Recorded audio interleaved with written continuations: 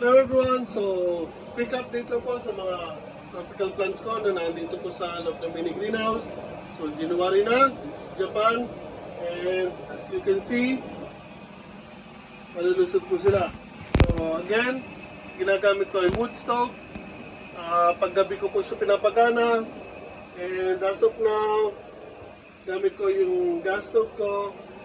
So, dinili ko po sila ngayong umaga.